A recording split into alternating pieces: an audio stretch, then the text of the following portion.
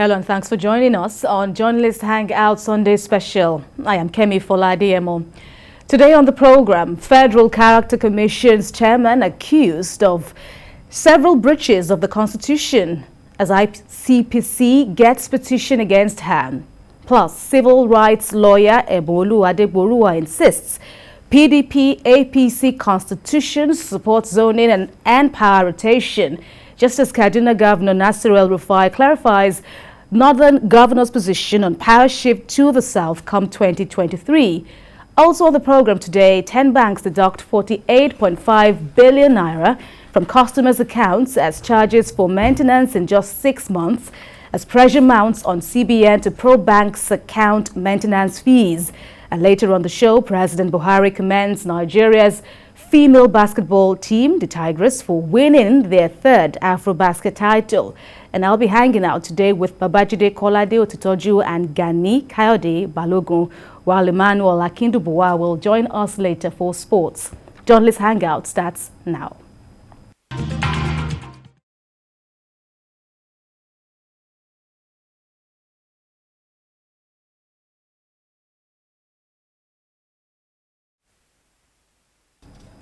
The Nigerian situation has continued to generate reactions from many quarters. One of Nigeria's leading voices in human rights advocacy, Femi Falana, has stressed the need for Nigerians to continue to raise concerns about the issues. Speaking on national questions when he was being honored at an event here in Lagos, Mr. Falana, who is a senior advocate of Nigeria, says separatist agitations in the country are fallouts of breaches of constitutional provisions by their leaders. And he insists that the likes of Sunday Igboho and Nnamdi Kanu were legitimately clamoring for the need to address such breaches of federal character principles by governments. Let's hear from him.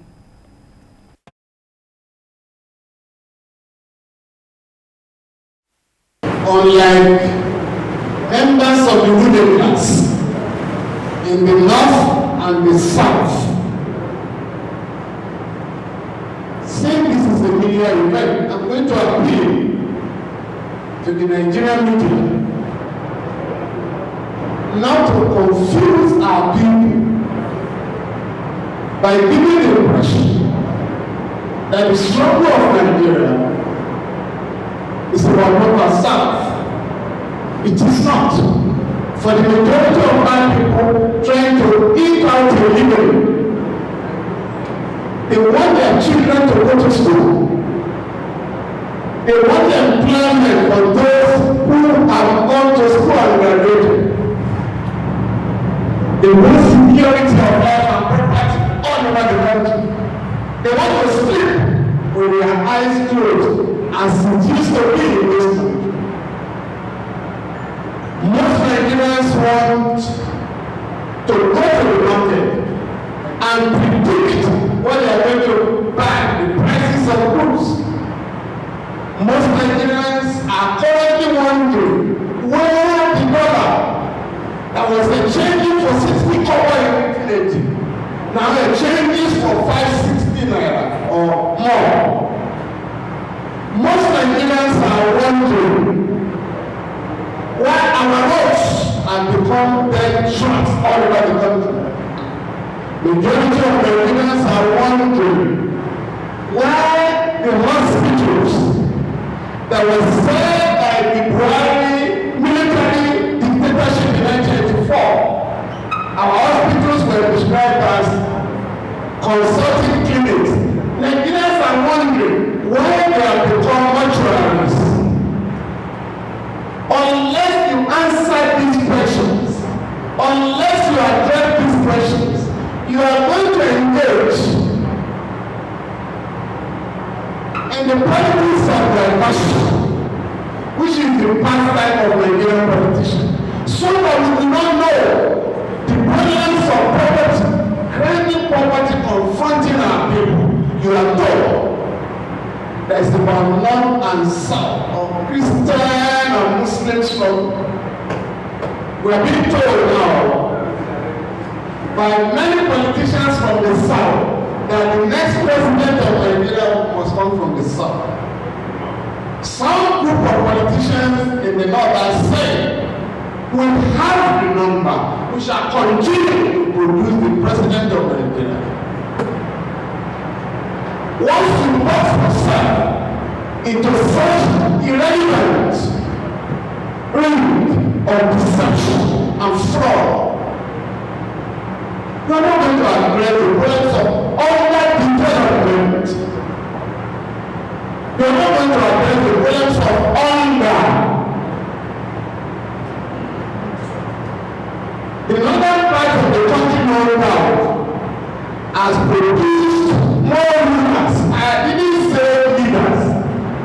More rulers than might from the northern part of the country. But today, if you are familiar with the terrain called the geography of Nigeria, you will discover that the northwest geopolitical zone that has produced the majority of the rulers of this country. In fact, Katsina has produced 2 presidents and 1 military vice president. Katsina State, today, Katsina State, where the current president is from, has become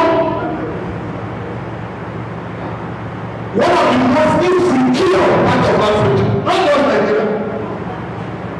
Where currently, in most of the local governments, communication has been shut down completely.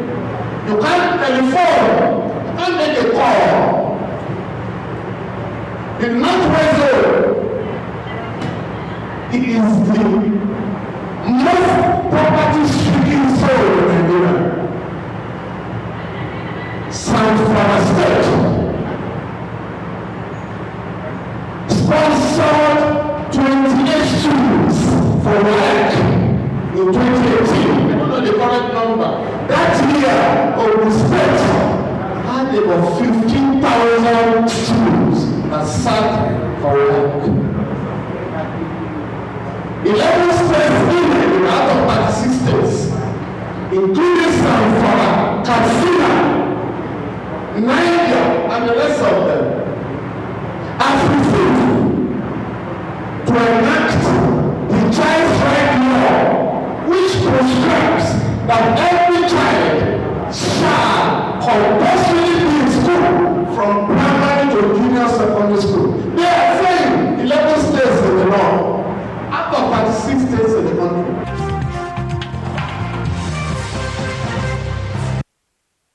All right, Mr. Femi Falana, the senior advocate of Nigeria, making various, positions now on the state of the country vis-a-vis the 61st independence anniversary of Nigeria. And that's how we begin discussions at this time on Journalist Hangout Sunday Special. Welcome, BKO, to the program.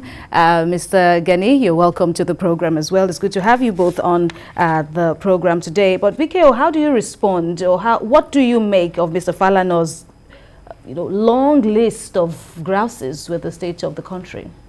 Yes, I think he spoke truthfully. I was at that event, and I will tell you that it made so much sense.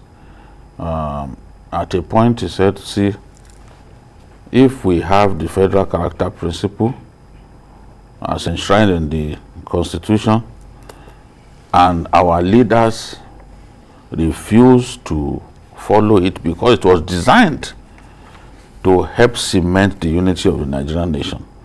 But where our leaders opt to disregard it, then those leaders are the ones working against the unity of our country. So that was the takeaway from the speech that, from his remarks on the day, because we've got to do our best to unite Nigeria better. We are not, I think that at the rate we are going, we are becoming more and more divided, and that should be the concern of Nigerian leaders. And when young people to get sucked into this north-south dichotomy, then we're in trouble. So That's what I can take away from what he said. I believe really made sense. Right. GKB, what is your own takeaway from Mr. Falana's submissions? Well, he obviously is aware of the facts of the problems of our fault lines.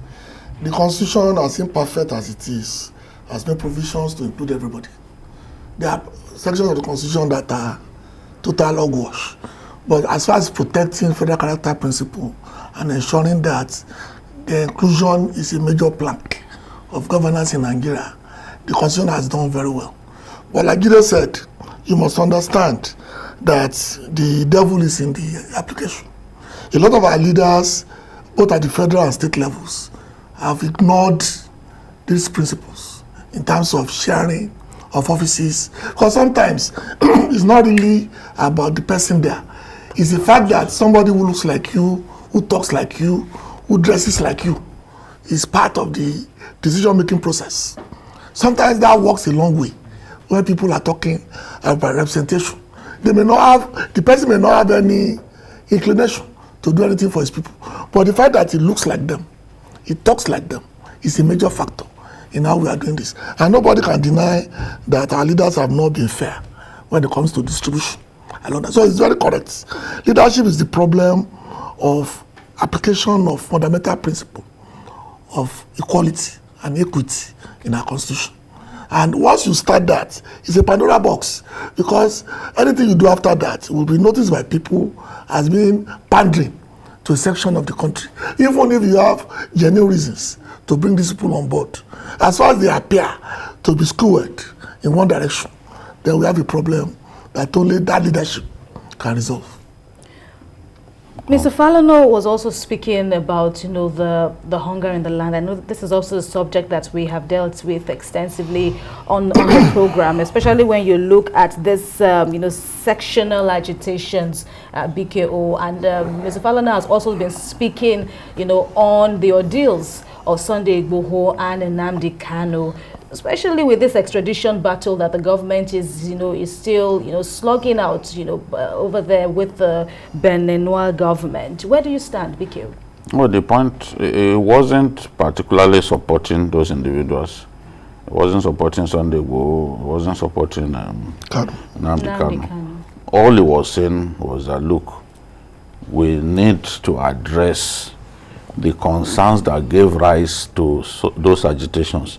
And I'm in total agreement with him on that, because he made the point that the Igbos of this world don't even have any, they don't have a plan in the real sense.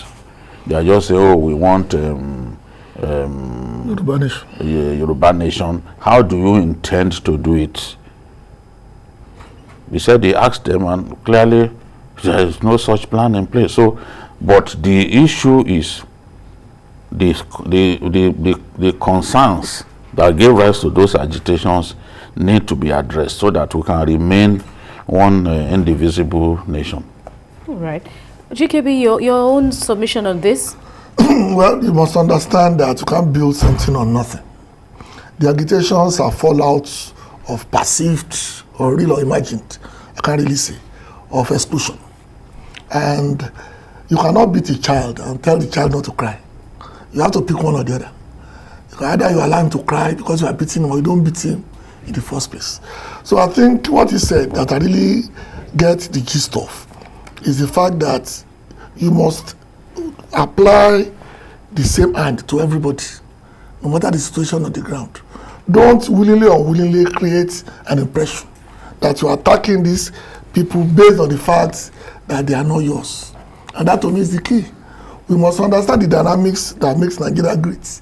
And one of them is that the unity of Nigeria is based on justice and fairness. It's not based on force. You cannot force unity. No country has ever been able to achieve that. You create the environment that people will be united in the cause of a common goal, that's the national cause. So far, Nigeria has not been able to do that, at least in the last few years. The ability to bring all of us together under one umbrella and allow us to focus on one particular journey. For now, people are looking for different ways of getting to different directions, which to me is unfortunate. Because Nigeria, as we stand, pays everybody better because of the size and the level of manpower that we have. But if people don't feel that they belong, they will look for a way out. And that is the tragedy of what we are going through right now. All right, that said, let's also, talk about what has been a harvest of awards for TVC News lately. Last week, the station scooped 3 different awards at various events in Lagos. First at the 10th News Thumb Award, TVC won a Television Station of the Year Award for the year 2021. And at the 5th edition of the Civic Africa Award, also in Lagos, our own Babajide Kolade Otitoju won the most influential TV Personality of the Year award, while Journalist Hangout got the most educative, creative, innovative and interactive program of the year award. And that's not all. TVC News Godwin Nwachukwu also received the most outstanding cameraman of the year award. Let's share those highlights with you.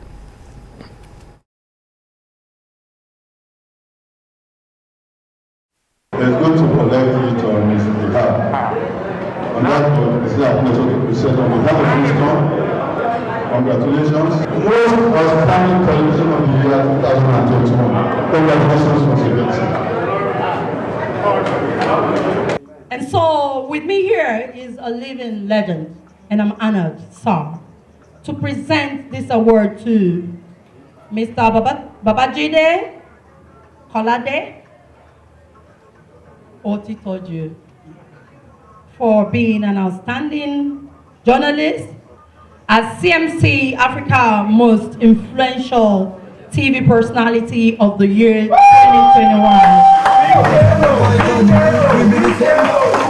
I present this to you, sir. Bless you. God bless you. I would like to seize this opportunity, sir, just before you leave, to present to you again, congratulations, I say again, for the Journalist Hangout on TVC. The CMC Africa Most Educative, Creative, Innovative, and Interactive Program of the Year, dated this same date. Congratulations, sir. The second award claimed by Journalist Hangout in 1 week. As I always say, it's too late for us to change. People like us because we speak the truth to the people in power. It's too late in the day to change. We'll continue to do our best. We'll continue to earn your support by speaking truth to power, by analyzing issues exactly the way they are. I am again pleased to present to you Mazi Godwin Nwachukwu, TVC News. Congratulations. The Award of Excellence as CMC Africa Most Outstanding Cameraman of the Year 2020 and 2021. Congratulations.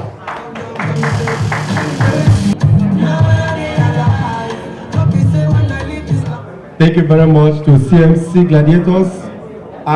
Just like my Oga said, Mr. Otitoju, we call him the 37th governor because of what he's doing for us and what he has continued to be doing. I want to actually dedicate this award first and foremost to all backroom staff, those that are not seen before the camera. And I want to also dedicate this award to TVC News. Last year, October 21st, TVC was attacked. Within 1 week, TVC came back on air. And I want to also dedicate this award too to my lovely wife, who is seated in the crowd here.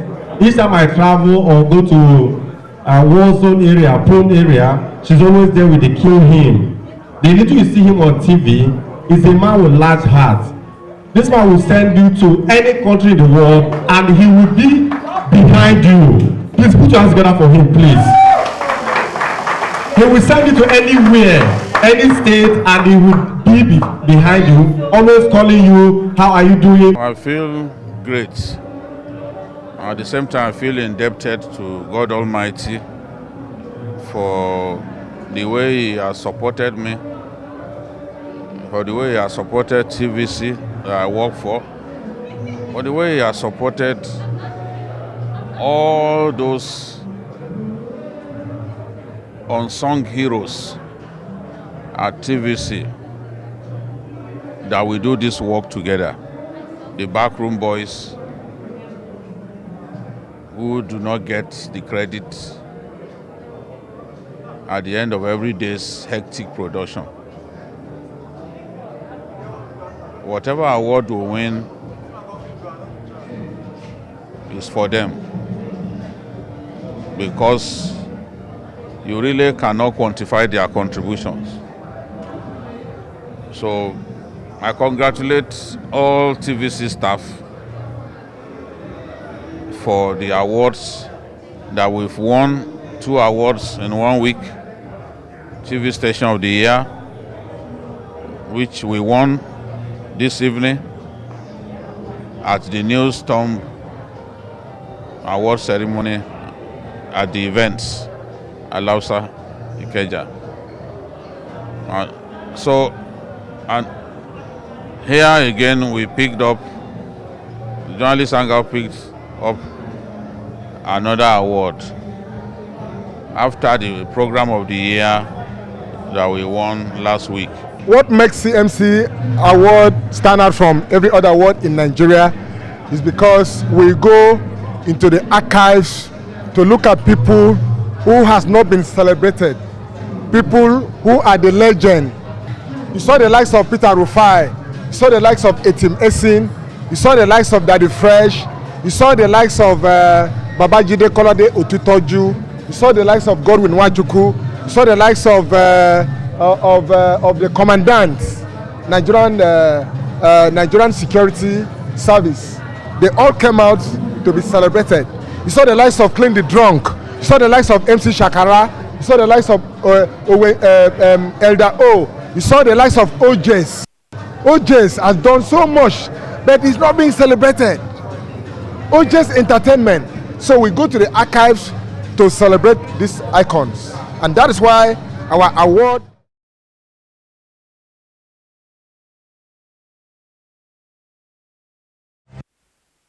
Congratulations to the TVC News family, and congratulations to BKO. This is yet another feather, on your cap, yet another title to your name. Do you have any space left on your cap for another feather? What do you make of this? I just give God the glory, because without him, we won't be where we are. Without him, even as a station, we won't be where we are. We've been through a lot at TVC, but here we are standing strong, determined to reclaim our past after the fire incident of last year. So we remain grateful, and I'm particularly delighted that it was Mumaji that presented the award to me. She's a musician that I had admired from a distance. And I recall that on the day Rotimi Amechi got married, it was Mumaji that played at the event. I reminded her, inside the government house of Rivers State, Peter Odili was governor at the time and Rotimi Amechi was speaker. He got married and it was Mumaji that entertained the guests. So here is the same woman. Still looking graceful. Yes, 1999, wow. 2001, she's still very much a good entertainer. She honored us by presenting those set of awards to us. So we'll continue to give our best at TVC and at Journalist Hangout. Congratulations, BKO, well deserved, and we pray so that much. the best indeed is yet to come. Oh, I must also say congratulations to GKB, because you've been part of this story, the success story that Journalist Hangout has become, to be identified as most influential, most informative and interactive show. What does this mean for you? Well, the first point is the fact that there's a Yoruba saying, Ile Oba to ju ewa lo busi. Whoever thought that by setting fire to the TVC building is doing damage actually opened up new vistas. Wow. Because a lot of people were extremely sad when the incident happened. And they thought that TVC had gone under forever. But under 1 week, the station was back on its feet, and awards upon awards are coming in. But what I'm very happy for is that I just hope one day TVC will open the Hall of Fame to put all these awards. I'm sure the thing will be like a kilometer long, to be looking at awards left, right, and center, just to celebrate television at its best. And there's nothing better on television than journalist hangouts. Right, congratulations, and we pray to have much more, of all your offerings, for the enrichment of the country, of course. And this here is the evidence of the award. This is the Achievers Award here presented to TVC News, Most Outstanding Television of the Year. Congratulations to the TVC Communications family, and this is the one for BKO here, the Most Outstanding News Analyst of the Year. Congratulations again, BKO. So we'll delve straight away into our key discussions for today on Journalist Hangout Sunday Special. In a convoluted federalism like ours, it is essential that provisions are made to safeguard interests of all the federating units. And so, Section 14, subsection 3 of the Constitution, which stipulates that the composition of government of the Federation or any of its agencies and the conduct of its affairs shall be carried out in such a manner as to reflect the federal character of Nigeria and the need to promote national unity, command national loyalty, thereby ensuring that there shall be no predominance of persons from a few ethnic or other sectional groups in the government or any of its agencies. But when the agency established to enforce this, that's the Federal Character Commission, flagrantly abuses it, eyebrows are raised. Many Nigerians have now come out to condemn the abuses by chairman of the commission, Muhiba Dankaka, and have sent petitions against her to the Independent Corrupt Practices and Other Related Offences Commission, that's the ICPC. BKO, these allegations are not exactly new at this time. All year long, at least of research, and dating back also to last year, there's been allegation after allegation leveled at the quarters of Mrs. Muhiba. What do you make of them, BKO? And interestingly, like has been rightly noted in the introduction, this is FCC, so naturally and understandably, allegations like this must stand out because it is in the Federal Character Commission that should have, ensured national unity in the country. Yes, and the complaints against her are largely that she has constituted herself to a kind of one-man show. What she runs, yes, constitute herself to a sole administrator of the Federal Character Commission, despite the fact that the Federal Character Commission has commissioners from different states who are meant to run the FCC along with the chief executive. If we have a situation in which decisions, big decisions concerning the FCC are to be ratified by the plenary is the biggest decision-making organ of the FCC. And if someone treats the plenary like it is not there and prepares budget without reference to the plenary that ought to look at the budget and ratify it before it gets presented to the presidency, then something is wrong. Something is wrong about that leadership style. So, and if there are spending limits, if you exceed spending limits, you've violated the Constitution. You've violated your oath of office.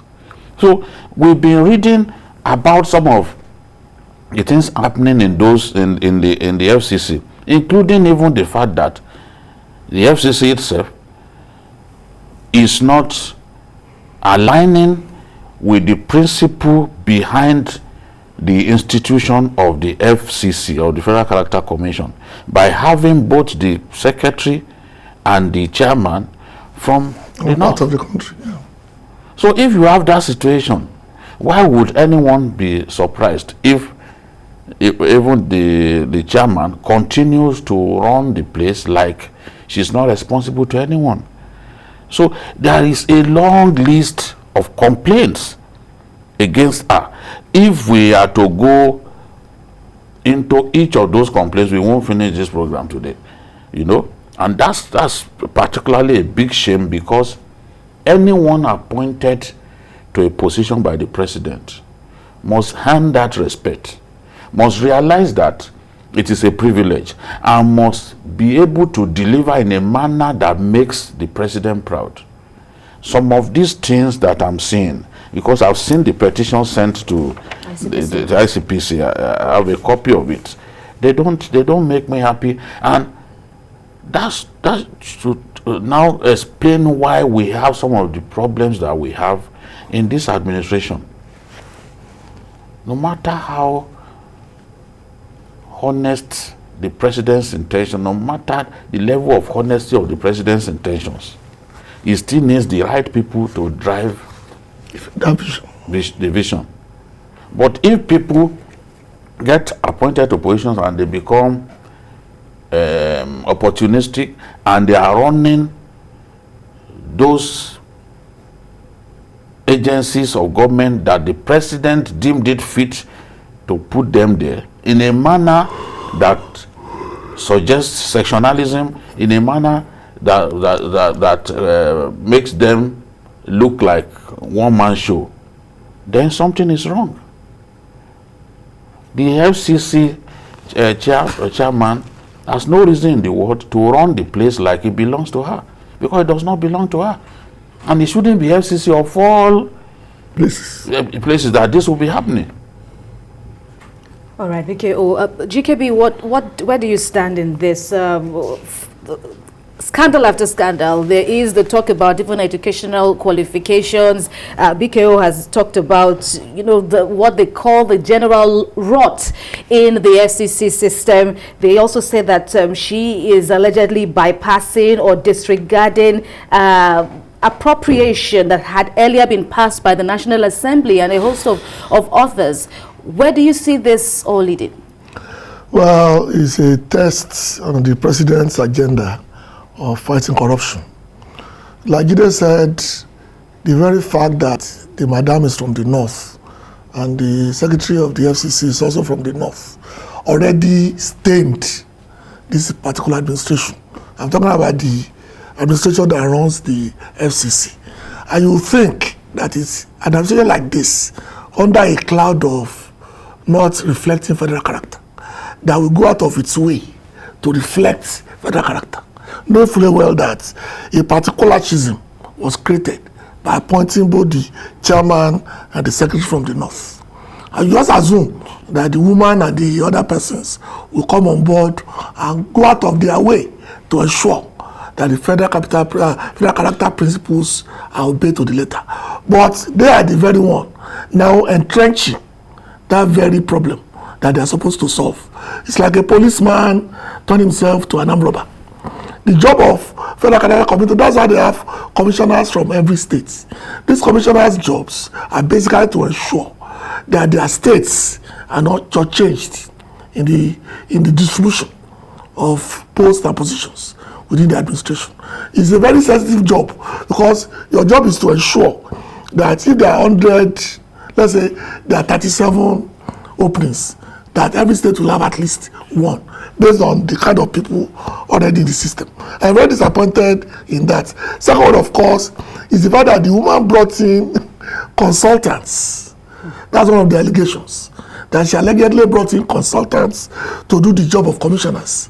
That is very bad, because those people are representing a section of Nigeria. So you cannot bring in outsiders to do their job, no matter how qualified they are. A commissioner was selected or appointed solely to represent the interests of his or her states. You don't bring in outsiders and overload them, basically to create a system where they become redundant. That the president, I'm very glad that this petition went to ICPC, because even a policeman requires a policeman to police them. And it's now up to ICPC to make the difference. Let me bring in at this time now the Federal Character Commission's Commissioner for Zamfara State, Mr. Garba Sani. Welcome to Journalist Hangout this Sunday.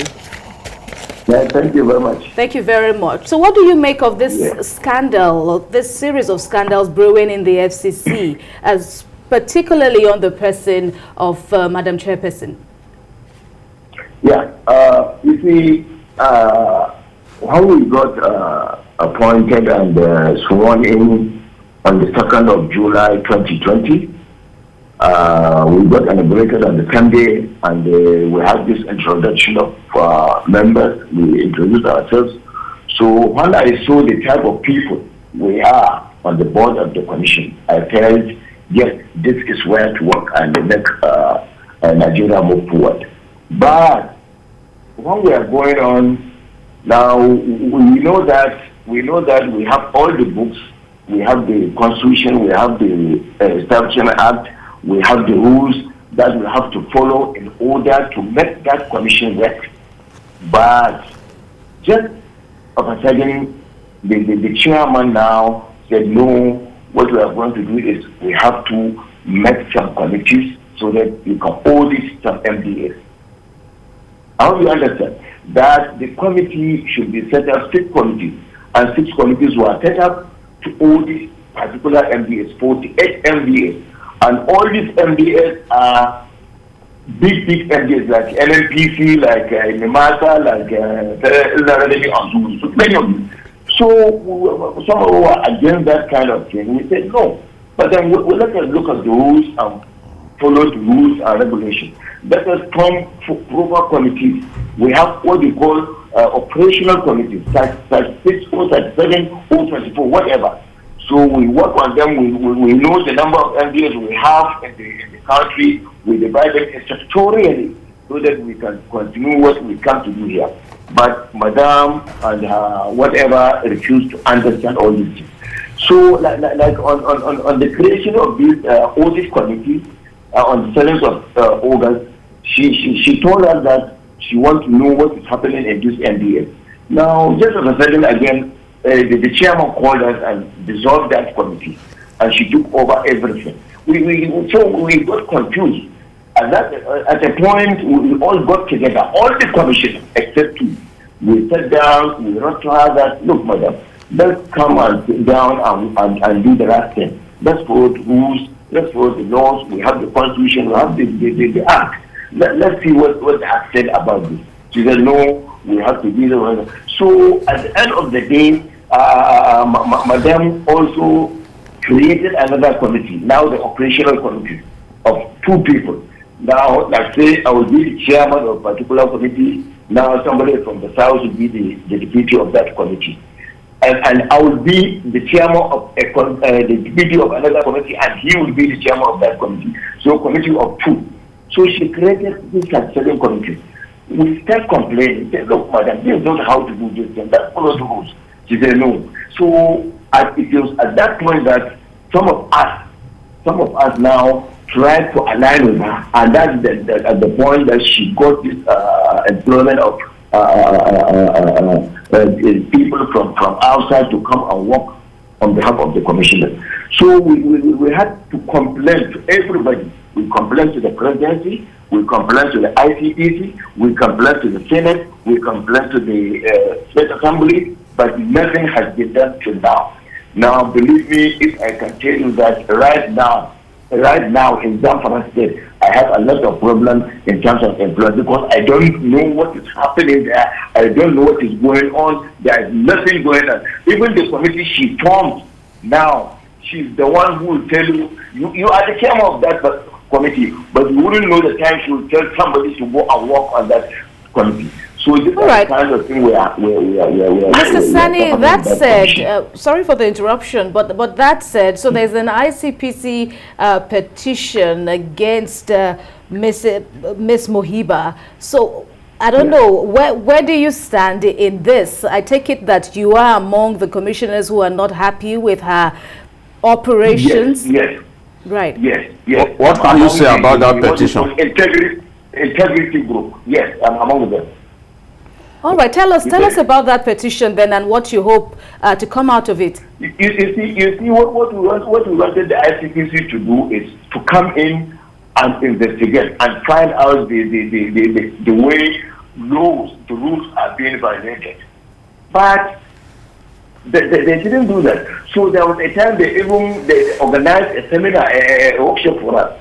We went to Nasarawa. The ICPC organized that seminar, that they told us point blank that rules must be followed. Rules must be followed. The chief executive of the ICPC was there. He told us. But when we come back, the chairman refused to abide by whatever we discussed at that seminar. So this is the situation. And also we had a retreat in I could remember. And we had a communique. In that communique, we all agreed that rules of law must be abided by. She signed that communique, and the secretary of that workshop signed that communique. But when we came back, Madam said no. She's not going to abide by that. That she is the chief executive. She can do whatever she wants to do. And even there was a time when she was holding some MDA with around 48. That she said no, she's holding them because of some instructions she got from the dealer or from where that is because of security reasons. She said that. So what kind of operation are we having in that SEC? So this is the problem we are facing. So something must be done in order to correct this situation, because I believe that SPC is a mini Nigeria. It's a mini Nigeria. We have 7 commissioners, including Abuja, plus the chairman. Nobody is saying that she's not the chief executive. She is the chief executive. So as for me, I don't even want to talk about spending. Let us spend whatever she wants to spend. Let us spend whatever she wants. It's between her and the government. But what we are saying here is we have to follow the rule of law. We have to know the nominal role. We have to know the character balancing index so that I can help my people in Zamfara State to get them wherever it exists. What are the implications of bypassing the plenary, which is the big decision-making organ of FCC? You know, the implication is that there is no policy at all. No, nothing. Look, that plenary, she called plenary at will, the way she wanted, and it would just point. So, like the last plenary we have now, she called that plenary. Now, I had a point that we appointed a chief whip through a law. We have a committee rules that the chief whip must stay for 1 year. After 1 year, we have to appoint another one from another section of the country. Now, when I brought up that issue, one of her people just stood up and said, no, those laws are not working now. You understand what I'm saying? He said those laws, the book is not functioning anymore in SCPC. So I got confused. I said, but you gave us this book to read, and it's through this book that the chief will check it. And it's through this book that the chief will go out and you appoint another problem. So there is no plenary to be. There is no plenary at all. Nothing. Honorable, is there a timeline for this petition that was forwarded to ICPC? Because from what you said, it's obvious this thing has been going on for a while. No, you see, this ICPC, you know, it was from the beginning we sent that petition. It's from the beginning.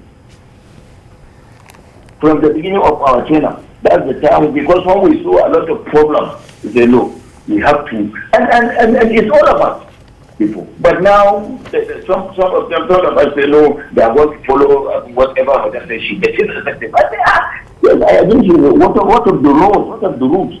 Why don't you follow the rules? Forget about budget or whatever. Budget, well, when the time comes, she will explain that budget. She will explain that expenditure she made. Already now, she's constructing a lift for her alone in our main office. A lift. Who cares about the lift?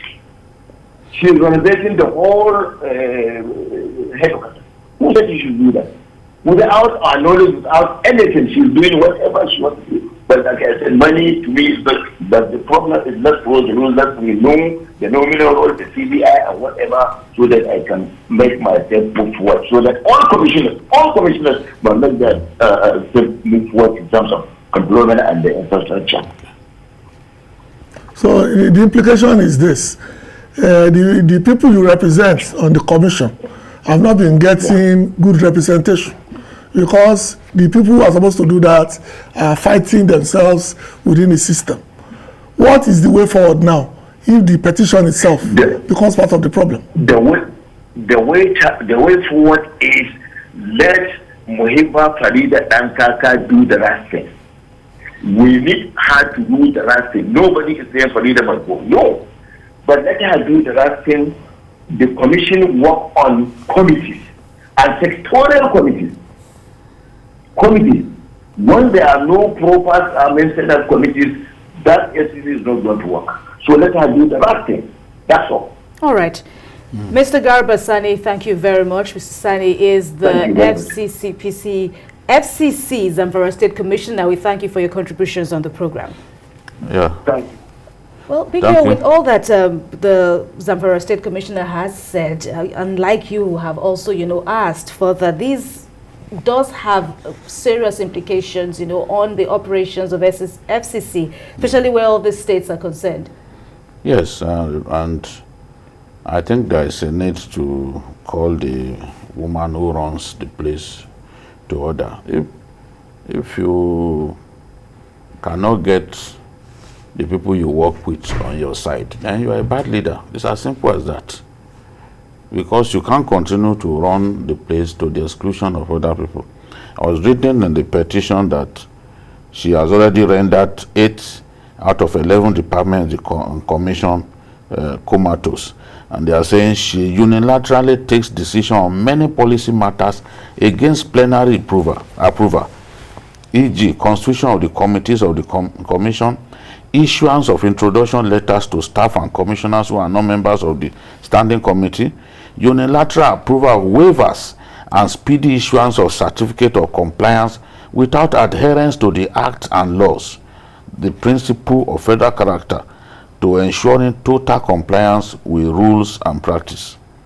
So, and they are even saying that a good number of the people she hires are also from her own part of the country, our own hometown.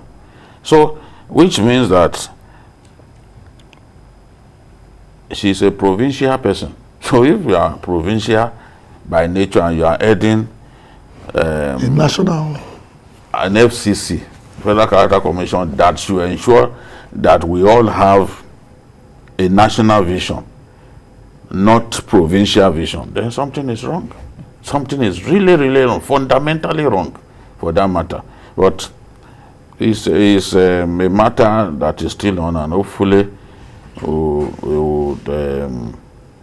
this won't be the last time that we'll talk about it. Well, GKB, we've heard from Mr. Commissioner who represents Zamfara State. He's also a northerner, but, of course, he has also, exposed or revealed, some certain pains for him as a commissioner. And what I guess, but before I take your last point on this, we have a caller. Welcome. Please carry on.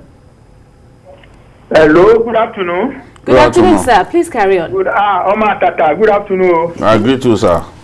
God bless you. Yes, Federal Character Commission is supposed to ensure equity and fairness in the distribution of posts, especially at the federal level. Yeah. But when you see those people, it is not the president himself that picked the members. I'm putting all this blame on the secretary to the government, because the office is the clearinghouse where they compile the list of members and chairmen of parastatals of the federal government. That's number one. The secretary to the government saw that the chairman was from the north and the secretary from the north. There are the two powerful posts on that particular commission, and he did not bother to rectify it. He gave it to the president.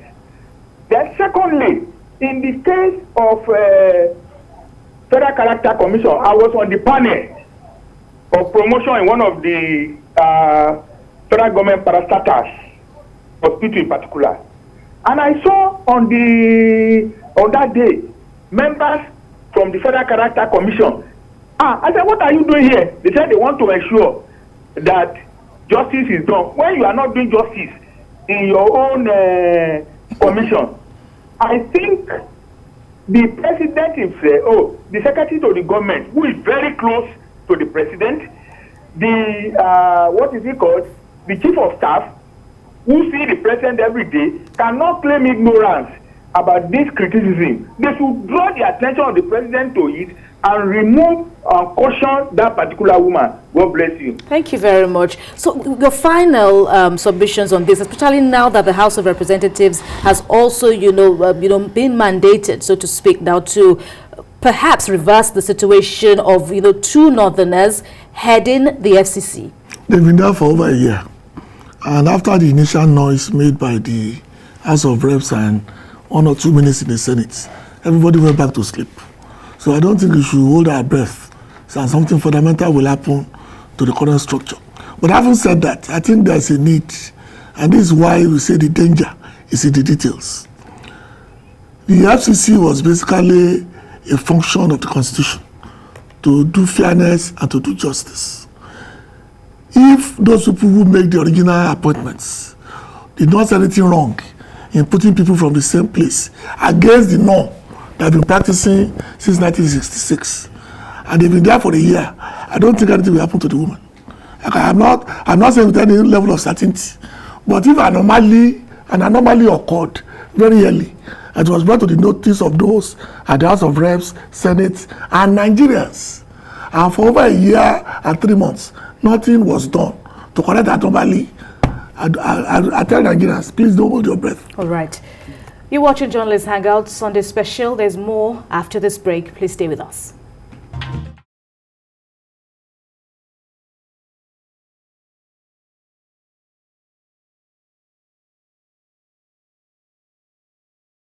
Thank you for staying with us. To our next issue now, typical of politicians in every clime who think only of the next election, the battle for the 2023 election is already in top gear here in Nigeria. And the argument for power to shift from the north to the south is a testy matter at the moment. Reacting to comments by northern governors that power rotation is unconstitutional, a civil rights lawyer, Ebolu Adegboruwa, who is also a senior advocate of Nigeria, insists that the constitutions of the two major political parties in the country support zoning and power rotation. Meanwhile, the governor of Kaduna State, Nasir El-Rufai, has clarified that the Northern Governors Forum didn't oppose the idea of zoning the presidency to the south in 2023. Rather, he says it is against the language used in the resolution of the Southern Governors on the issue. And Governor El-Rufai says the Northern Governors are particularly miffed by the use of the word must in the agitation for power shift to the south after the Buhari presidency in 2023. BKO Governor El-Rufai says they are miffed by the use of the word must. The southern governors had said that the next president must come from the south. No, you can't say must come from the south. You can't say must come from the south. As long as population determines who wins an election, population, number of registered voters, and who even shows up on election day determines who carries the day. The north has greater population than the south. The north came out to register much more than the south. On election days, there is evidence that Northerners come out more. They are, in fact, a lot more politically aware and easier to mobilize than the people down south.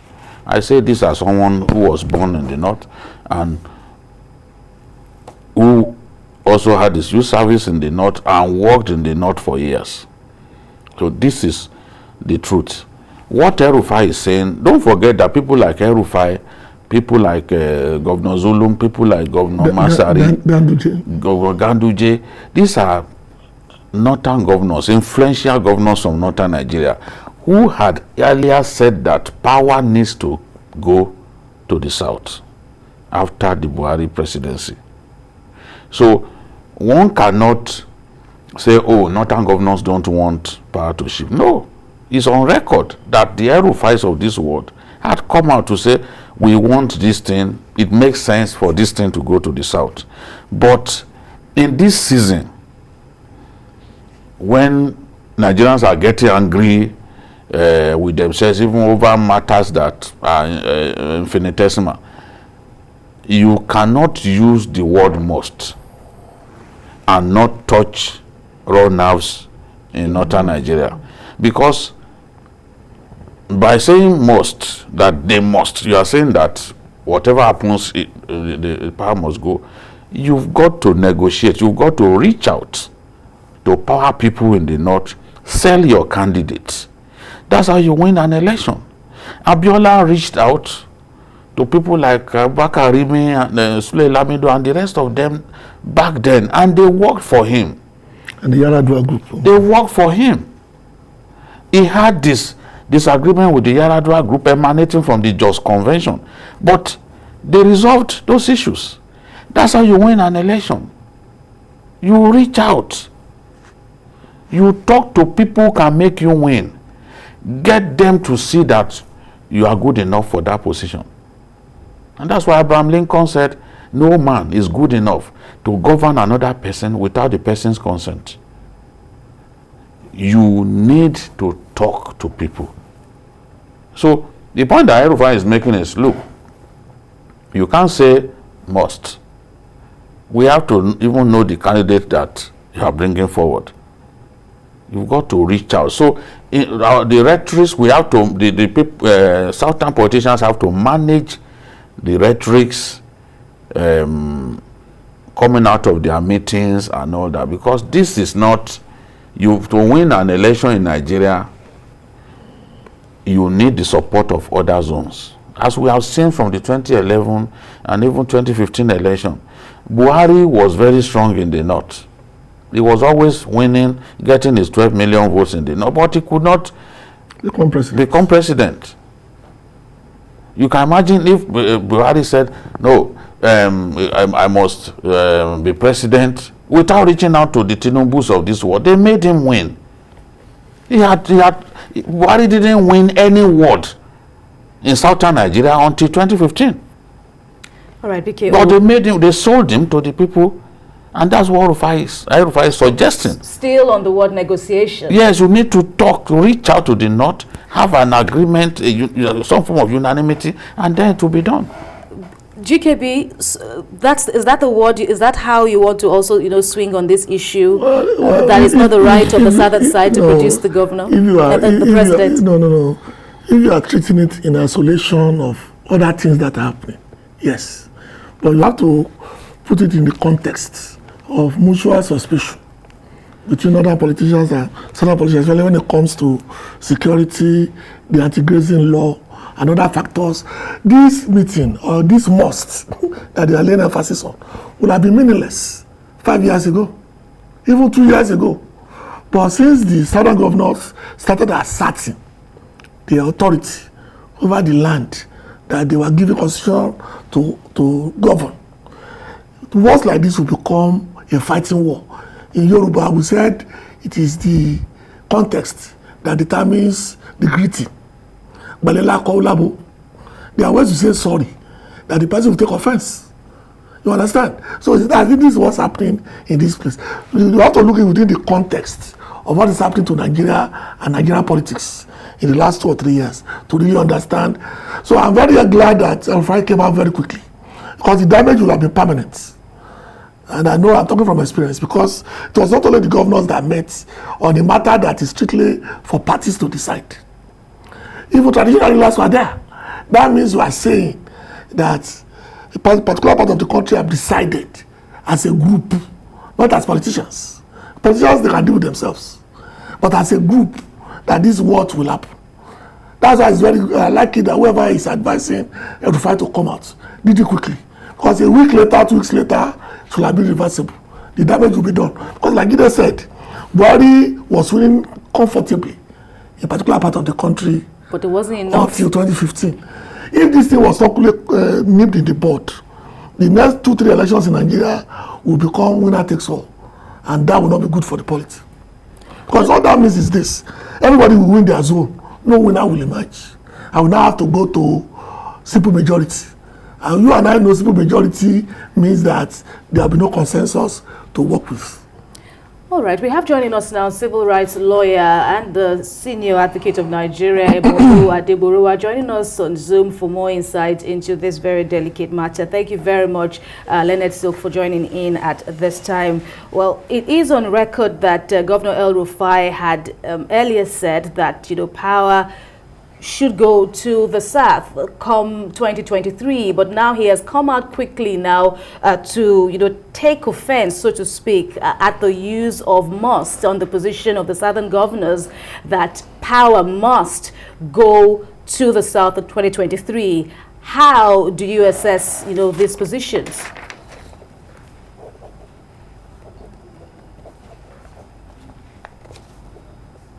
All right, we'll connect with Mr. El-Rufai Adegboruwa in the meantime. But BKO, these these divisions now by governors, it will have serious implications, on the polity, even as we get closer and closer to 2023, if not well managed. What do you prefer at this time? I see this as a storm in a teacup. At the level of the parties, they would agree. They would agree.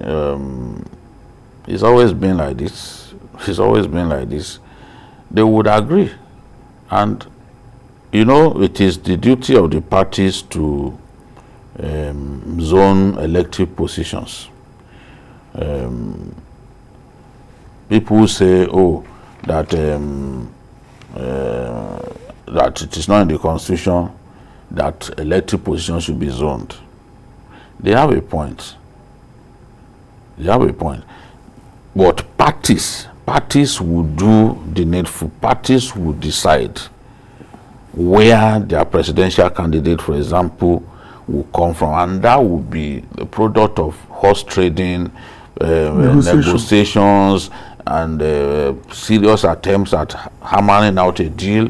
The North, to the power people in the North will also decide on who they think will best protect the interest of the North, because politics is an interest-driven game. At the end of the day, unanimity would be achieved, because there was a time when it was decided that, look, this power thing should go to the South-South, and that was what happened. That the South-South should produce the vice president, and Jonathan became vice president and ultimately became president. A time also came when it was decided that, let us have Obasanjo as president to placate people over June 12th. And that was what happened. Everybody, did not generally supported the Obasanjo presidency. So I believe that by the time we get closer and closer to 2023, these issues will be resolved. I see a good number of northern governors who would want to see the South produce the next president of the country. But it has to be a product of agreement. Fighting words will not take us there. All right, we can now connect with El-Rufai Adegboruwa, a learned senior advocate of Nigeria. Welcome to the program. More and more influential Northerners, first the Northern Elders Forum, Governor El-Rufai, have come out recently to say now that the decision on who gets to lead Nigeria come 2023 should be based on negotiation and not as of right as to the South, getting to produce the next president. What do you make of that? Thank you very much. I agree with my fellow panelists in terms of the need for networking, in terms of the need for collaboration, and in terms of the need for people of the South to reach out in respect of negotiations and discussions for the next person to lead Nigeria. But I think the starting point is to say that It's an unfortunate development for leadership consideration when the priority is that of clan, tribe, zone, faith, rather than competence, rather than merit.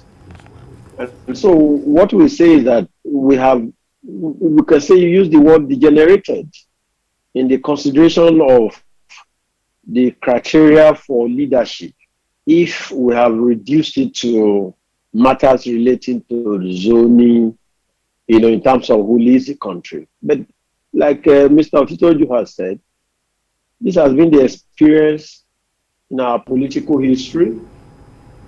I may not totally agree that the Southern governors were not diplomatic because they are following a precedent.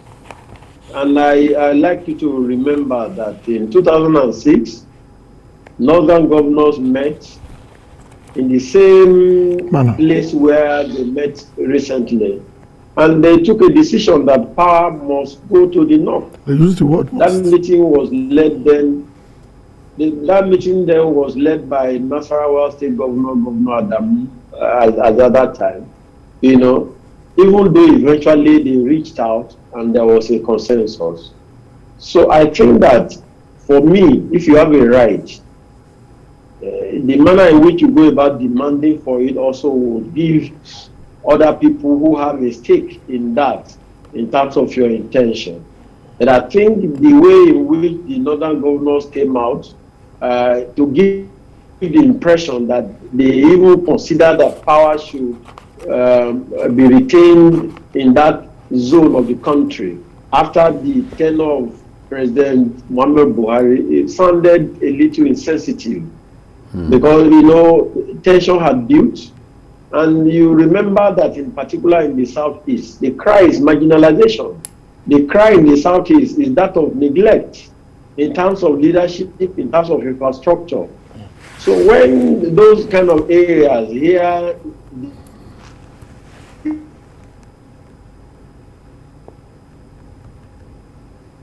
Mr. Adegborua? Network. All right, we will try to reconnect with Mr. Adegborua. In the meantime, BKO, listening to the learned senior advocate of Nigeria and his recent position that the two major political parties also support zoning, how do you think this would fit? You've already said that it will still be left on the quarters of the political parties to decide who to field, but is the learned silk also saying the same thing with what you've said, or does his own submission stand alone, so to speak? No, he was responding to newspaper reports quoting some leaders from the north saying that zoning is unconstitutional. And confrontational. Zoning is unconstitutional, that people should not talk about zoning and all that. So, and they said, oh no, that the two political parties have zoning in their constitution. So you cannot say that zoning is unconstitutional. And he also talked about the federal character section 14 subsection 3 of the constitution, which says that power positions should be equitably distributed, in a manner that endorses zoning and even power shift, as it were. So his argument is, look, flowing from section 14 subsection 3 of the constitution, you cannot even say that zoning is unconstitutional, because the federal character principle prescribes that political positions should be shared equitably across board, in a manner that shows fairness, and that even your own political parties, the two dominant political parties, they have it in their constitution that there would be zoning. So if he finds it difficult to understand why top politicians will come out and say no, zoning is unconstitutional and all that, when those two parties clearly in their constitution, zoning is provided for. So that's his own argument that, look, anybody asking for zoning should not be seen as someone who does not know what he's saying. You know, bearing in mind section 14, subsection 3 of the constitution, as well as the relevant provisions of the constitutions of both parties. That's his own argument. Well, we have Ibrahim from Yobe State. Welcome to the program. Hello, good afternoon. Good afternoon. Yes. Okay. My position is on this. You know, politicians in Nigeria, they know how they do their own thing. Initially, when the southern governors met, they know that when they decided to bring out an issue outside to the limelight, that the zoning must go to the south. So it's like they are unilaterally, only the southern governors now are now producing the next president, because when the northern governors sit down now and now absorb it, so when the next president is now coming, it's like only unilaterally, it's only the southern governors that produces the next president. So nobody from the north or the governors from the north will now agree with it. But initially. All right, thank you very much, Mr. Ibrahim. Let's hook up back with Mr. Molu Adegborua. He's back online, for more of your submissions. You've said also that political parties, the two major ones, APC and PDP, have the issue of zoning, adequately provided for in their constitution. So if this matter will be left to these parties, to solve, in their regular deliberations and all that, this issue of zoning should be, decided already. It shouldn't be a problem, right? No, at all. It shouldn't be a problem. As a matter of fact, if you check section 223 of the Constitution of the Federal Republic of Nigeria, it is specified there that every political party must draft its constitution, aims and objectives in such a way as to achieve zoning and federal character. It's even contained in the constitution in section 223 that there's an expectation on all political parties to ensure that the sharing of positions, both elective and party offices, are done in such a way as to achieve equilibrium, to achieve a zone and rotation. And so it was sent to that section that the People's Democratic Party, when it was writing its constitution, Article 7 of the PDP constitution, Article 7 sub 2, Article 7 sub 3, it is specifically stated in the constitution of PDP that public offices, president, governor, senators, elective offices specified must be rotated and zoned.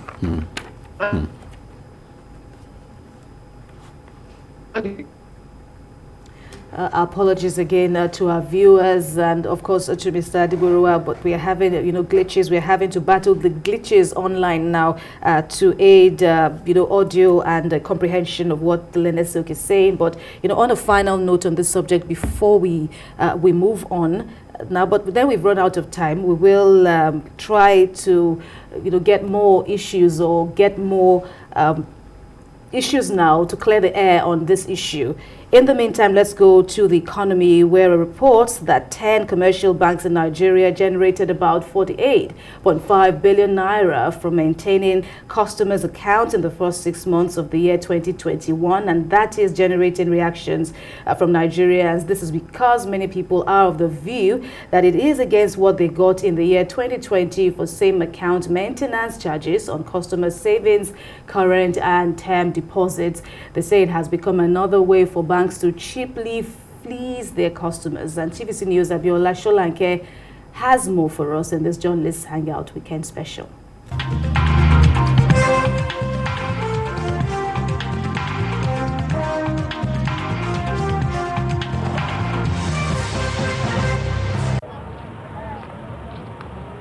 Nigeria, a nation with a population of about 200 million, has about 22 commercial banks serving the people in urban and the rural areas.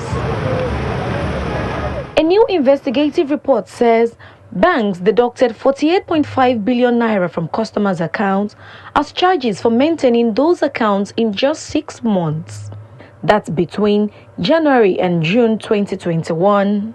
Account maintenance costs are levied on all customers' initiated debit transactions, and the banks collect these fees at the time of the transaction. The amount debited is at least 10% of total customers' deposits as at the end of June. The Central Bank of Nigeria, CBN, in another report, disclosed that it recovered 89.2 billion naira, being excess and illegal charges slammed on customers by banks.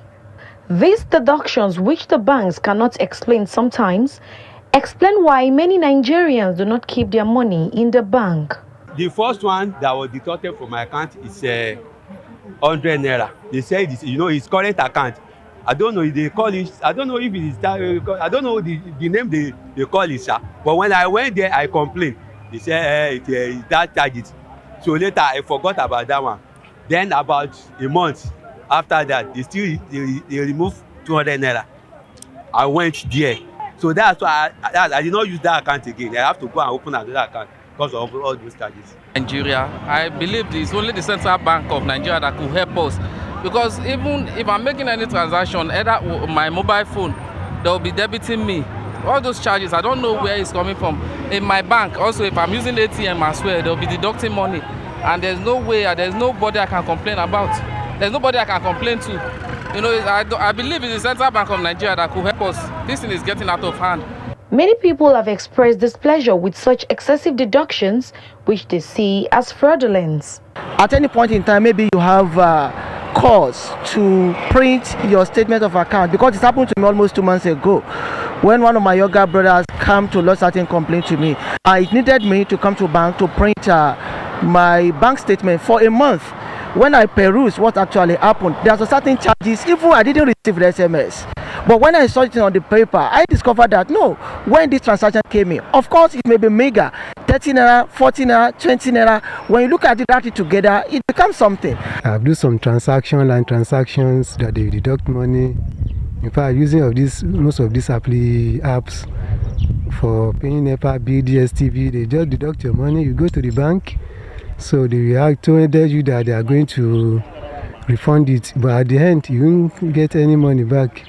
So just wake up 15 naira, 20 naira, and this money, they are very small, although they are small, but they are something. First time I was charged twice for a particular service, which was not supposed to be so, and till today it was not reverted. And another experience, the second experience I had to do with, I think, this SMS alert charges. I will be charged without being notified. It's when I will check. By the time I check my account balance, that's when I will discover that I have been debited without being notified. I think this is as a lack of good policy on the part of the government. There are different reasons put up by banks for fees debited, but Paul Francis has another story to tell. I had a bad experience once where POS transactions were constantly being duplicated and deducted from our accounts for several reasons, some varying from customers complaining that the transaction failed, so they applied for reversals of their debits.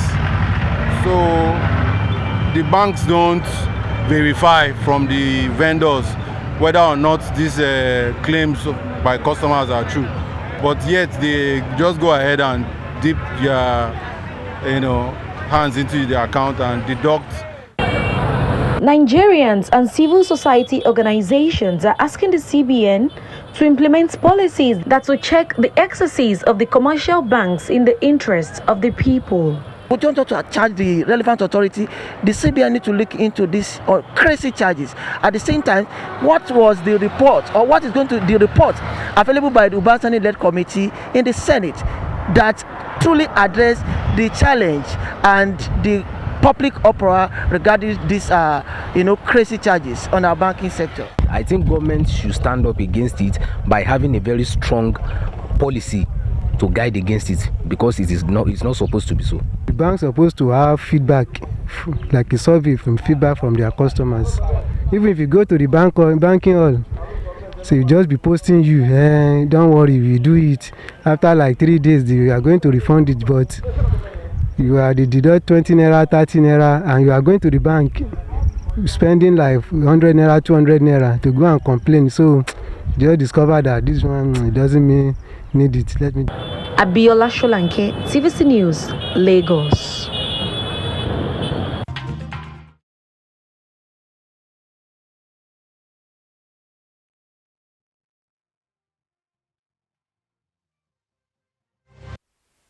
Well, BKO, what is your own experience of this, crazy charges? If I have to talk about my experience here, look, my blood will boil.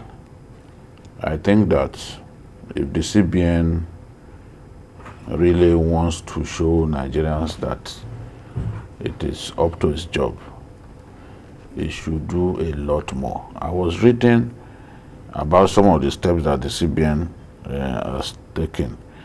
And the CBN, as of June this year, had received 23,526 complaints from bank customers, about illegal deductions.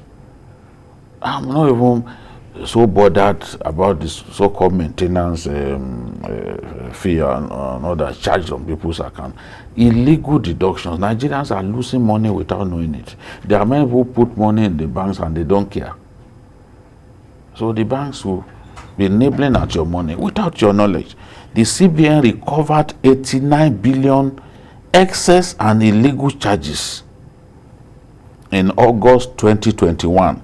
And the report says that this was as at the end of June. So I know that between that June and December, they probably will recover more than 89 billion again. Excess and illegal charges.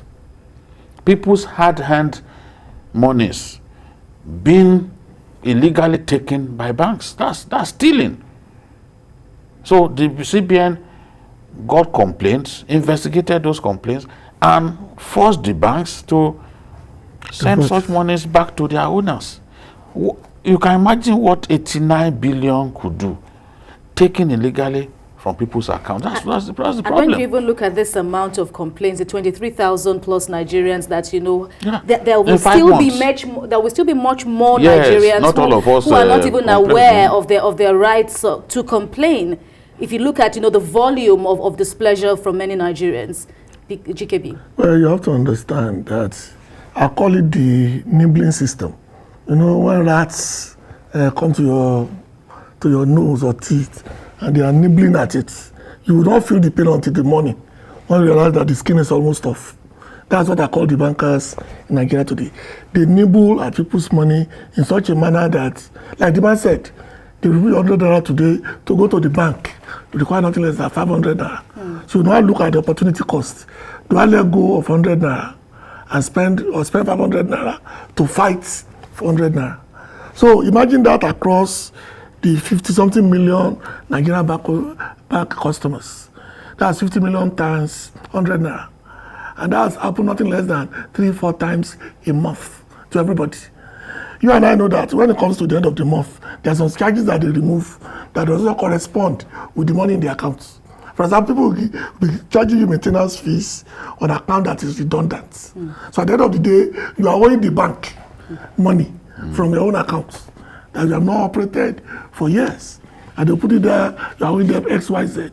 When it's obvious, whatever money you left there has been deducted over time to cause this problem. So we are in the middle of a scam. and it's up to the CBN to solve the problem. But they too have not been serious, because don't forget what happened to late last year about this charging us for internet transfer.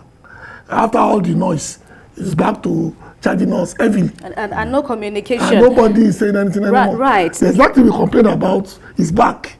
And CBN has not done anything to it. All right, let's at this point now bring in forensic accountant Uriade Adeyemo. Welcome to Journalist Hangout Sunday Special. The general perception out there for many bank customers is that they are being fleeced by their banks, and there's nothing much, to resonate on the side of, management like the CBN now to stop this worrisome trend.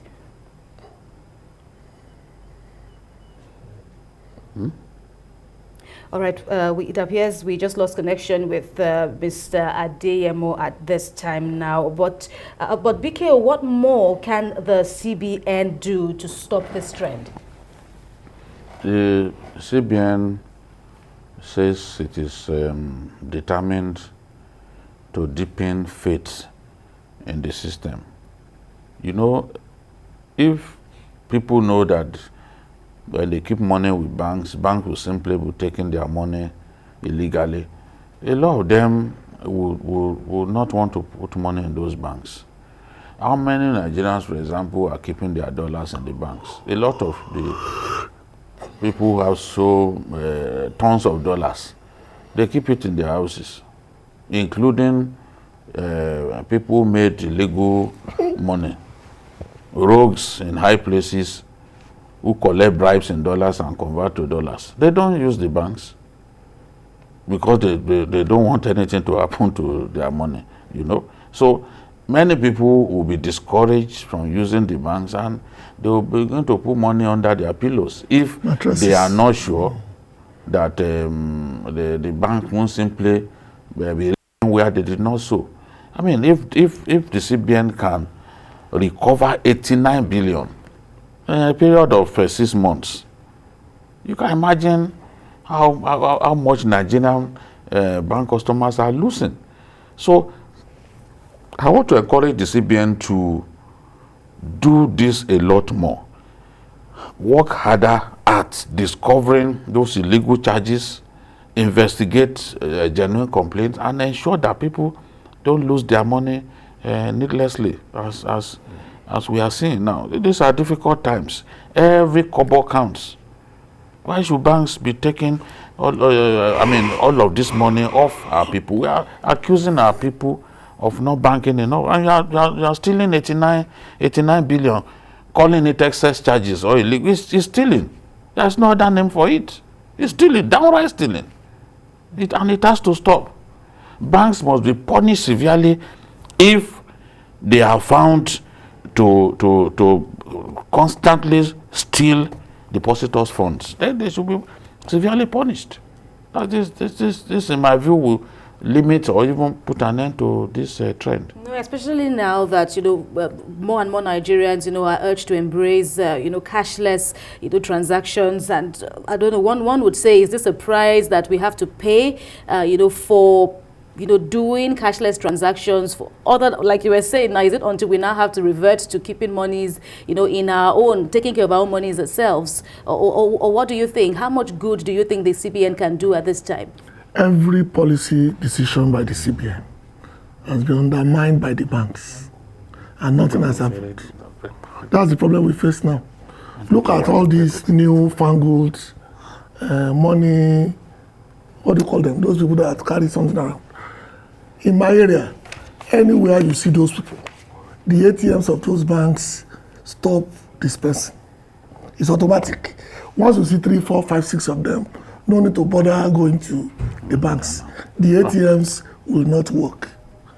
And I can tell you across the board that the way we are going, people will simply stop going to the banks and revert to cash transactions. Because they are punishing people for trusting in that policy of cashless. That's why people said it's not even across the board. It's selected states that this law is applied to. And that to them is cheating.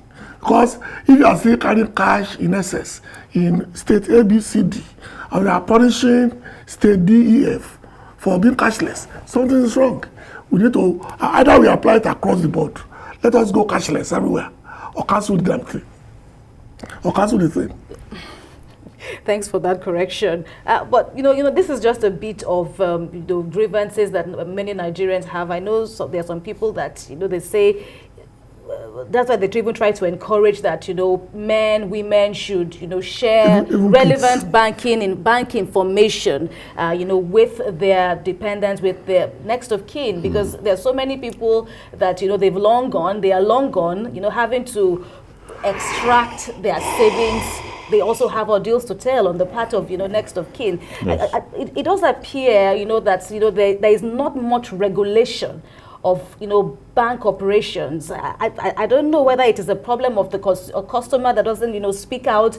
We rather choose to suffer in silence. I don't know. There's a culture that also needs to be corrected on our part. I think that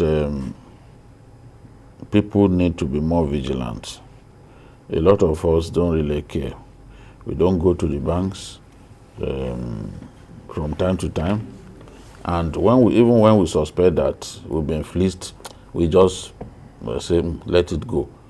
But when you say let it go, you are allowing an individual or a corporate entity to reap where it did not sow.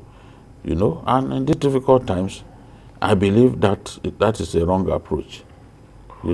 So let Nigerians get more serious about monitoring what goes on in their bank accounts, because if money gets taken from your account illegally, you will be in position to raise the red flag. How come I was levied this kind of money? So look at the problem between GTB and the innocent man. Illegal charges, and the matter went to court. So it's just, if at that level, at that high level, that is still happening, then how about the ordinary Nigerians?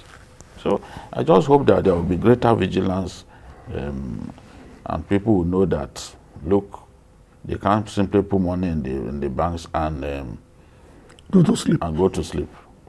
All right, GKB, your final words on this. If you look at the years back, the sanitization on the part of CBN on bank executives and all that, do you see that something like that happening anytime soon, where perhaps we'll have a tighter form of regulation on the part of the CBN and bank executives? They will sit up, we'll have more shareholders speaking out. How do you I hope we can, get a saner, banking experience on the part of us customers? Well, in the past, I thought that the answer would be stop appointing bankers to CBN. Just like they do now at EFCC. Appoint people whose career is tied to the CBN from the beginning. Because the last 2-3 CBN governors have been bankers. So it seems that they cannot control their members, even the Institute of Banking. Or they are helping their because that's what I thought, that we need to, just like I said, not like they are doing in the FCC now, make it a career. Stop bringing policemen to FCC. Stop bringing bankers to CBN. Make it a career choice from the beginning. That once you are in CBN or in certain areas, you progress through the system and run the system. Because the moment you appoint a banker, he knows all the tricks. And it's not to go against what he considers his primary constituency. Yes. All right, let me bring in our forensics accountant at this point now. Mr. Oriade Adeyemo, it's good to have you on the program. So what do you make of this alleged sharp practices on the part of bank officials with this illegal deductions? All these high charges? Yes, thank you very much. For me, all these serious bank charges, one, it is killing the average Nigerian bank.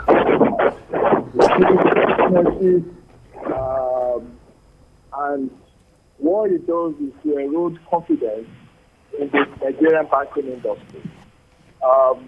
Unfortunately, most Nigerians don't know that this type of illegal bank charges exist. Most Nigerians don't know. Because one of the reasons is that, one, they are not being educated. Two, they don't even have access to their statement of account. What most people do is they only take the alleged balances shown at them by the bank. So, and you see, all these serious charges, they come in different shapes. They come in different forms. One of the ways it comes is through charges which are legitimized by the Central Bank of Nigeria, but which ought not to be. Then another way is through charges that the CBN found out as being totally illegal, but are being imposed on the statement on customer statement of account, and for which the customers can do absolutely nothing about, at least in court, do nothing absolutely about it in court in order to recover them. So it's a two-way thing, but you see the ultimate beneficiary of all these serious charges are the banking industry. They are just laughing to the boss. They are just smiling every time you see them declaring 100 billion naira quarterly profit after tax, quarterly, big hundreds of billions of naira, and yet it does not reflect on the welfare of even their staff. It doesn't. So I don't really know what the Nigerian banks are doing with all the serious, the super profit they are making, because they are basically, the Nigerian banking industry has become rent seekers. They don't let the give to the customers. They don't let to SMEs. They don't get to the office. But Mr. Oriade, so what is the way out now to this anomalies, and how can regular bank customers have a better experience, especially where their monies are concerned? One. The way out is through education, and that can only be done by the central bank. They have a communication department. It's the duty of the communication department of the CBN to sensitize Nigeria, to let them know their rights. But unfortunately, I don't know what the department is doing. Then, secondly, Nigerians should demand for their rights. The law is that on a monthly basis, your bank should send to you your statement of account, free of charge. That is the law. But may I ask, how many bank customers receive their monthly statement of account? I, for one, I do not receive. I don't know for others. So it becomes very difficult for a customer to know how the banks have been taking this charge. Stay on the topic. Now, for those who eventually get their statement of account, let them go through the statement of account. If they find any charge there that was never agreed with them before the imposition of the statement of account, they should write to the bank and ask the bank, please explain these charges. If you cannot explain them, please refund them within 2 weeks.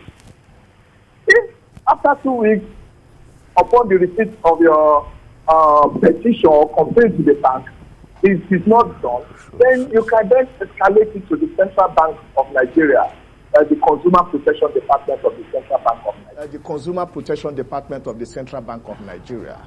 And my advice is for Nigerians to continue to pursue their case. Because most Nigerians, they don't want to pursue their case at all. So they leave everything to those banks. So, and that is one of the reasons why the Nigerian economy is going under. Let's talk about even some of these charges. COT, for example. Okay. What is your view of COT?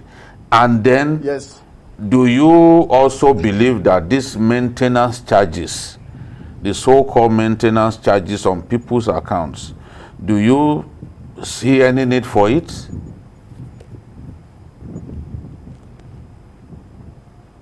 Yes, thank you very much, Mr. Otoju. Now the issue is this. Prior to January 1 of 2016, on a current account, any alleged withdrawal on a current account is subject to COT, which they call Commission on Turnover. Any alleged withdrawal, but negotiable up to a maximum of 5 naira per mil, that is 5,000 5 naira for every 1,000 naira pro rata. Then, in 2013, it was reduced to a maximum of 3 naira. 2014, it was reduced to 2 naira. 2015, it was reduced to 1 naira per mil. Then it was now cancelled effective December 31, 2015. Unfortunately, the CBN decided to smuggle in this, what they call the current account maintenance fee. That's the CAMF, current account maintenance fee, to now replace COT. To now replace COT, which they have abolished. Apparently, I may suggest that it was done so that to continue to give the banks the opportunity to steal money from customers' accounts.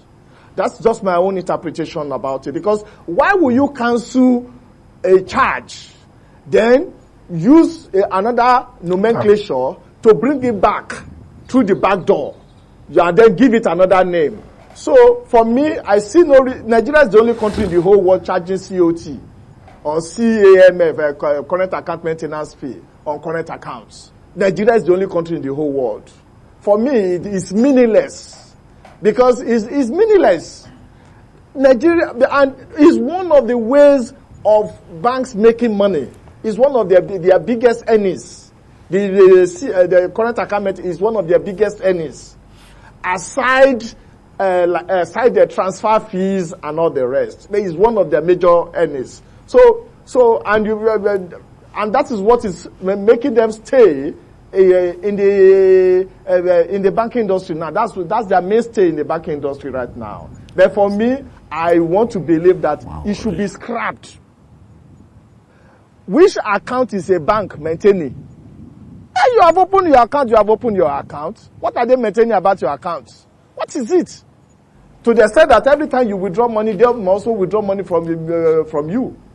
In other Senate climes, in fact, when they beg you to come and collect loan, they beg a customer to come and collect loan for his business, and so that the bank can make money from interest. But in Nigeria, no, they don't lend. The Nigerian banking industry, they don't lend at all. So what they do is to seek rent through this current account maintenance fee and other sharp practices in making their money. So they have left the traditional banking.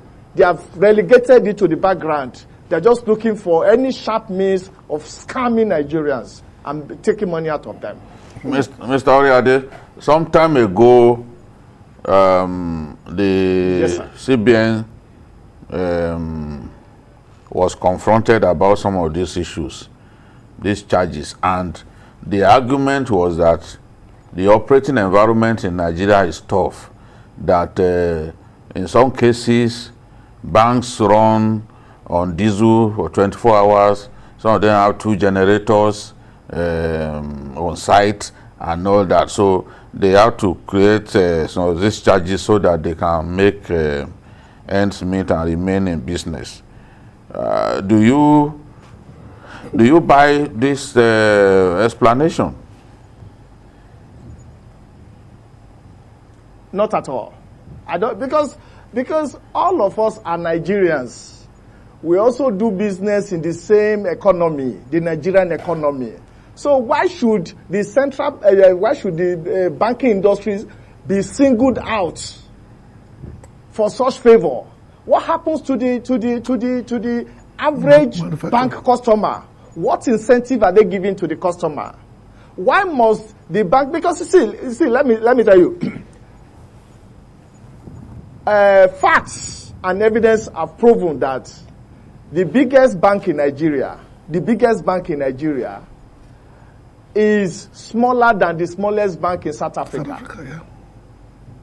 That's it. So, and the reason is that the Nigerian banks are using smaller money to do big business, and the margin on their return is too high from what other conventional banks make all over the world.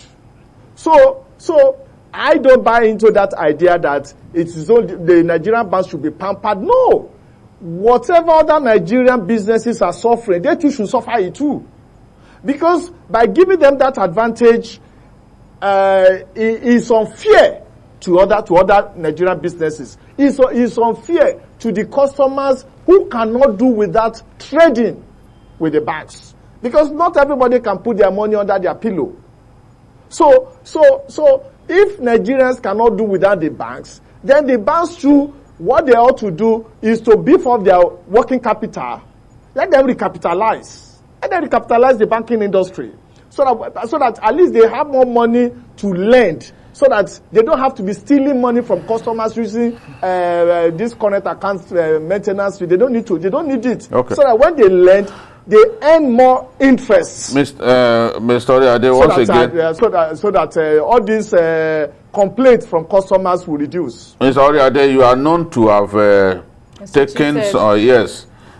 taken some banks to court on behalf of customers who felt shortchanged at one point or the other. Can you tell us a bit of what transpired in court? Yes, thank you very much. Yeah, fine, I agree. I've had cause as a forensic accountant to investigate a lot of customers' complaints against some banks. And as at 2016, I was managing over 400 of such cases throughout Nigeria. Now, my experience has been that the Nigerian banks are now beginning to understand that they don't have a monopoly of violence against their customers. Initially, because nobody was challenging them. No customers used to run away from the banks anytime the banks come knocking on their door that they are owing. So, the banks were acting with impunity and reckless abandon. So it was, it's either you take the statement of account, we are prepared for you, take it or leave it. But because customers have now decided to enforce their rights against them in court, the stories are now changing. If you check the newspapers for the past 5 years or 6 years, you hardly see where a bank will publish in the newspapers that so customer, they have taken the customer to court, the customer has run away. No, because go to court, the customers are not taking the fight to the banks. And there have been a lot of landmark judgments against banks. Remember Inosi versus GTB? Remember Inosi versus GTB? And several others like that. So the customers now know that they are protected by law and that they will not succumb to any threat or intimidation by banks. And that is basically what is happening now. And I think the CBN too is beginning to understand that. And the banks too are beginning to see that, these customers, they too also have rights. It is not only the banks that have a right to make a demand for whatever is being owed to them. The customers too are also human beings. They are recognized by law, and they have rights attached to them by law. All right, so that's the situation we have presently. Mr. Oriade Adeyemo, forensic accountant, thank you very much for speaking to us on Journalist Hangout Sunday Special. And that's our program for you on this Sunday Special. I must say a big thank you to BKO and GKB for your contributions on the program today. Always a pleasure. Right. Thank you. And that's TVC News, and that is Journalist Hangout showing on TVC News. Of course, we thank you very much for watching and for your contributions on the program. For those that, called to say a thing or two, you can watch a repeat broadcast of the program at 11:30 p.m. tonight. We are also on YouTube at youtube.com/TVC News Nigeria. I'm Kemi Foladiemo. From all of us here, bye for now, and God bless Nigeria.